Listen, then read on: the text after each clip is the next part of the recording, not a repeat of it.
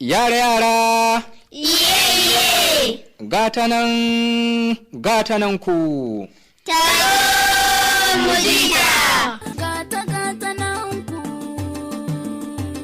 Ta zo mujita! Gata nan ku! Ta zo mujita! Sananku, wata rana ne dai wani sarki yana zance a zuciya na cewa, gona ta ɓaure ta yi kyau, ɓauren yanzu duk ya nuna, garin samu ne zai tsinke min duk ɓauren kar in bar shi rufe a banza. Amma fa wanda zai tsinke ɓauren ba zai sha ba ko da ɗaya.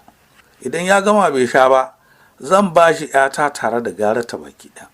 Shi kenan kashe gari sai sarki sa da Aisha la gaya mutanen gari sarki yana kiransa a ƙofar fada.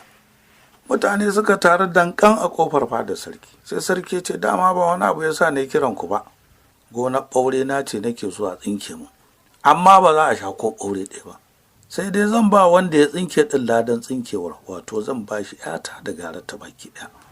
Sai kowa ce ba zai iya ba, domin ɓauren ya cika kyau ga kuma ƙanshi da zaƙi, ba wanda zai iya ba tare da ya sha ɓauren nan. Can sai gizo ya zo ya ce wa sarki zan iya. Shikenan sai sarki ya ce to gobe kai shiri ka tafi. Da gari ya waye sai gizo ya ɗura ruwa a jallo ya ɗauki madubi da kuma tsinkensa na sakace ya je gonar sarki kama tsinka ɓaure. In yana cikin yi mutane suka zo suka ce gizo barka da aiki, sai ya tsiri tofar da yawo yana cewa tuf kai wannan ɓaure ko warinsa ma ba na so.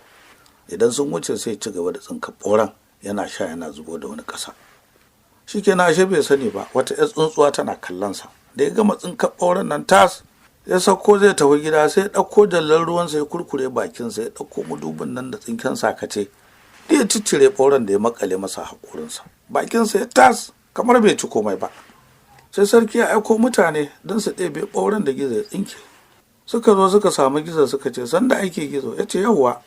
Suka ce har ka gama, sai ya ce na gama mana amma da kyar na gama, kamar ne amai saboda warin ɓauren nan, warin duk ya cika min ciki.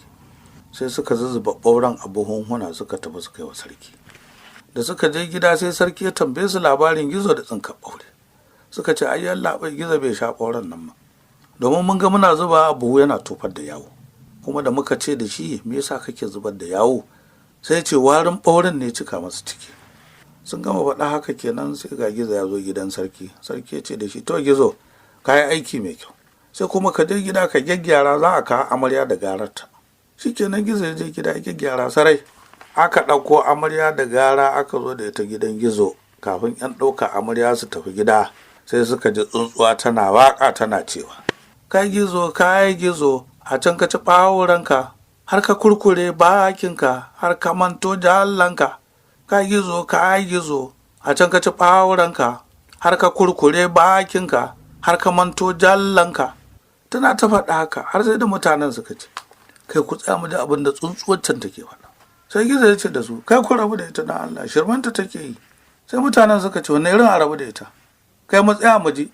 Shikenan sai an kawo gara da amarya suka ji tana cewa kai gizo a can ka ci ɓawuranka har ka kurkure bakinka har ka manto jallanka. Sai suka ce laila ashe dama ka ci ɓaurin ka ce baka ci ba. Sai suka yi ta surutu da hayaniya. Shikenan sai suka mayar da amarya da garar ta gida suka gaya sarki abin da ya faru. Shikenan kurunkus sai wasan karya harshe.